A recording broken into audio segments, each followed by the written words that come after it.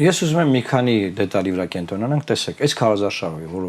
տանում են քաղաքապայմանագիրը Փաշինյանը, Արադ Միրզոյանը, Ալեն Սիմոնյանը, գլխավոր բանախոսները, միայն ՀՀ ժողովրդին չի ուղղված։ Սա մեր մասին չի։ Այս քարոզարշավի մի մեծ բլոկ ծպտված մեսիջներով կամ ուղիղ ուղղված է Ադրբեջանին։ Հիմա օրինակ տեսես, օրինակ եմ բերել։ Ինչ է Արադ Միրզոյանը, ով է Արադ Միրզոյանին խնդրել,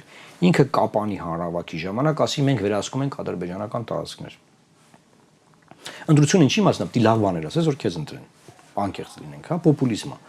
Հիմա մարդը գնացել է ժողովրդին տալիս հվատ մեսիջ, ասում է հող ենք հանձնելու։ Մեզ ընտրեք, ասում է հող ենք էլի հանձնելու։ Բայց ինչի ասա կարևոր։ Այդ ուղերձը ուղղված է Ադրբեջանին, որ նայ, մեր ժողովրդին ասել եմ, անելու ենք մի անհանգստացեք, թողեք մենք ընտրվենք, մի կրակեք, խաղ լինի, բան ոչ իման ինչ որ ցորենագալի բան, թողեք մենք ընտրվենք։ Մի ուղերձ է սա, հաջորդ ուղերձ ադրբեջանցիների, արևմտյան Ադրբեջանի թեզն է, որ իրանք պետքա գան Հայաստանում ապրեն։ Տարածաշրջանում միակ մարդը, ով որ ներվային է, որ Հայաստանում 98% հայ ապրում, դա Ալիևն է։